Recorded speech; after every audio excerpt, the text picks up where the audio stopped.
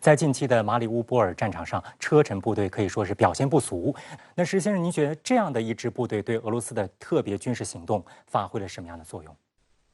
车臣武装部队属于轻步兵中的特种部队。在这次俄罗斯特别军事行动中呢，车臣武装部队扮演的角色非常清晰，那就是在复杂的城市战中扮演扫楼的角色。城市战中潜在的攻击可能来自四面八方，而且你还不清楚敌人在哪儿。而像车臣特种部队这样的武装擅长小团队的作战，相互之间的协作很紧密，有丰富的城市战或者是巷战的经验，所以比较适合在这种环境下更大的发挥自己的作用。有人在协助俄罗斯，也有人在拉踩俄罗斯，不断的拱火俄乌局势。在4月24号，美国国务卿布林肯和防长奥斯汀在基辅与乌克兰总统泽连斯基及其他的官员举行了会谈。那同时呢，承诺提供超过3亿美元的外国军事资金和1.65亿美元的军火。那泽连斯基对此表示，援助呢是强有力的。那万先生，您觉得美方的这一轮的军援对于乌克兰提升前线的战力能够起到多大的作用？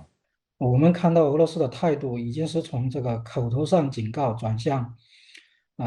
行动上的这种加大阻击、摧毁西方军援的这个力度吧。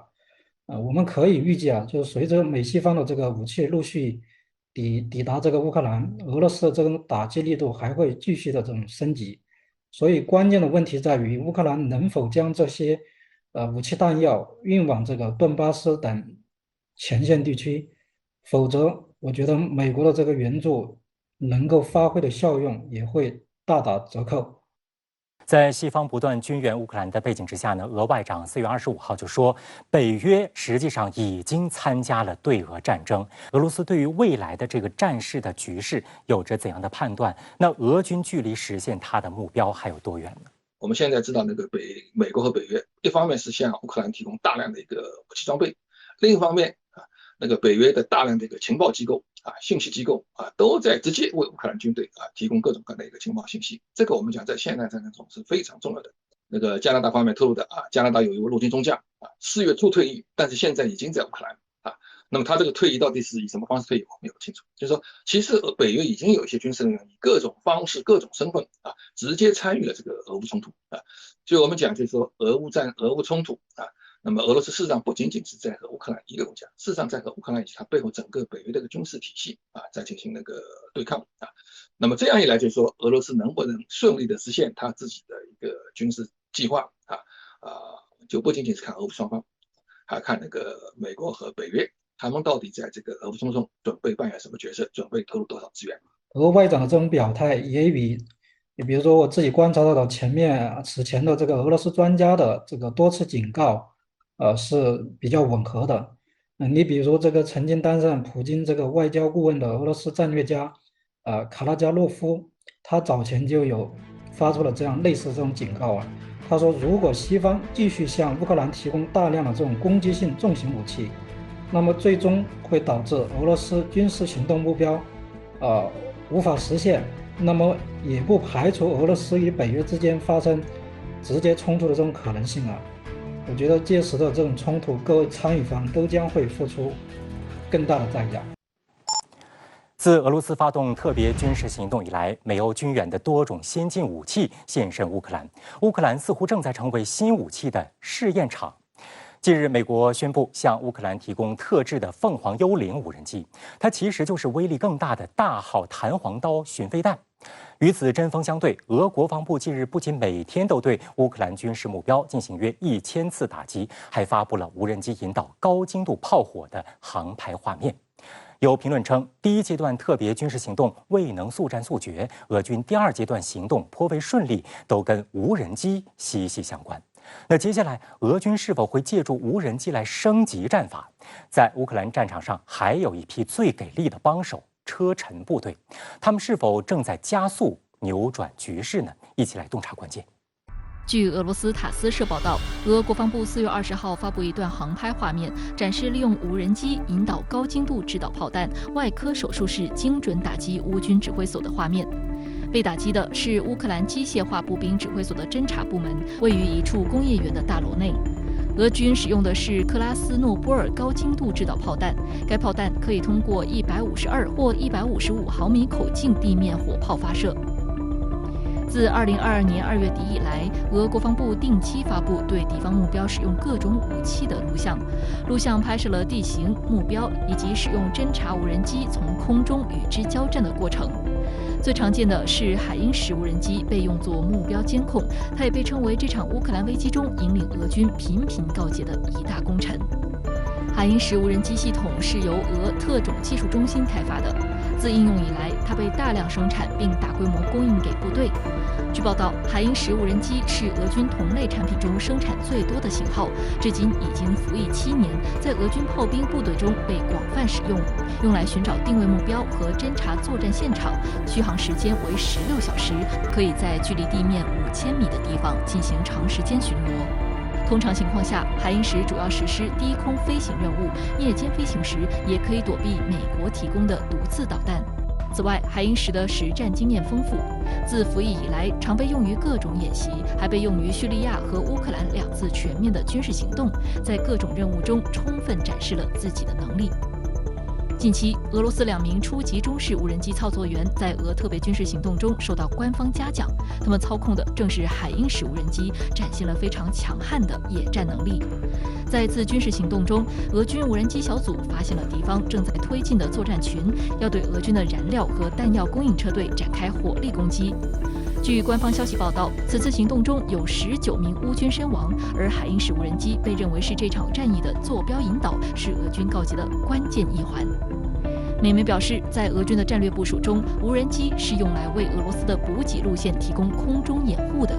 海鹰10无人机控制站可以整合到统一战术控制系统中，加快向指挥所或火力单位提供情报的速度。它还是比较有特色的，就是它的地面站可以一个地面站同时控制4架无人机，而且这个每架这个海鹰10的无人机都可以扮演一个中继通信站的角色。无人机上安装了数据链可以确保地面操作员对其实施实时的操控。也正因此，俄罗斯无人机成为此次乌军重点打击的对象。近期，乌克兰媒体报道，乌军击落了一架俄罗斯无人机。根据残骸，乌军判断这架无人机是由扎拉航空制造的 KUB-BLA 型无人机。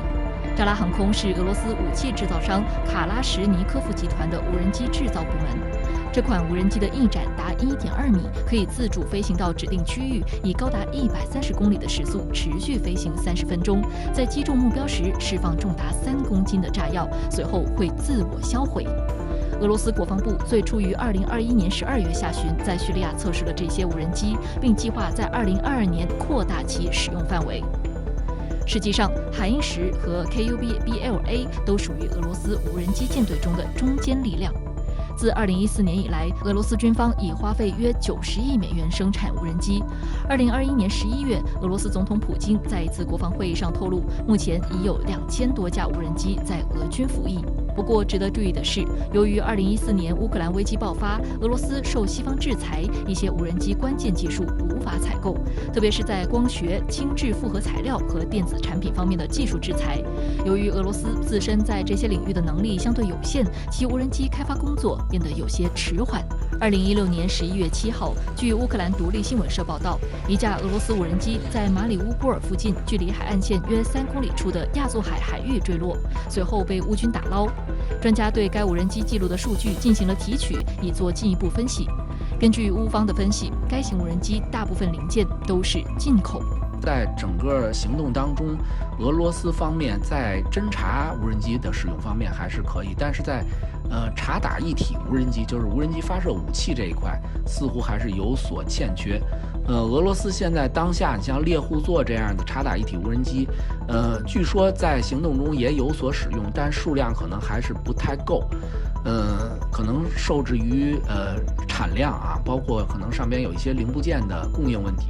另一方面，有观察指出，在地面作战中，车臣部队成为了俄军意想不到的帮手。在此次乌克兰危机中，车臣共和国领导人小卡德罗夫派出超过1万名车臣部队人员参与战斗，并且自己也出现在了多个主要战场上。实际上，小卡德罗夫在任内重建了车臣部队，分为3支队伍，都加入了俄罗斯的特别军事行动中。其中的城市特战快反组，也就是 SOB2，类似于其他国家的精锐特警突击队，多次参与了马里乌波尔一线的行动，曾经在1天内仅以数人负伤的代价，便攻占了一个数百乌军把守的城区。另一支队伍则是著名的卡德罗夫团，也就是原第248北方营，现俄罗斯国民禁卫军车臣第141特种机动团。这支部队和 SOB2 不同，编制上更接近俄罗斯正规军的摩托化特战团，且装备更好，装备了一定数量的装甲车和防爆车。卡德罗夫团在乌克兰危机爆发的第2天，便迅速攻占了受美军一手训练和扶持的乌克兰国民警卫第4旅旅部。这场行动共缴获坦克7辆、各式装甲车17辆、火炮7门、弹药50吨。缴获的装甲车还被卡德罗夫团运回了格罗兹尼，献给卡德罗夫。这支又能打又高调的部队，自然是乌军的眼中钉。他们多次派出北约雇佣兵，试图除掉这支队伍，却一直无功而返。期间，乌克兰还制造了击毙该团指挥官，甚至消灭该团150人的新闻，之后均被证明是假消息。有2种选择，就一方面把这个车臣部队还是留在，亚速钢铁厂当地啊，以他们为主来对残存的乌军进行一个围困啊，或者是把他们调往乌东的前线，然后，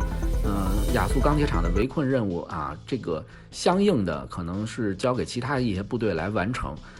总之，我觉得车臣部队的他们也许长项是比较擅长城镇战啊，所以会把他们放在更适合他们发挥能力的这样的这个地区。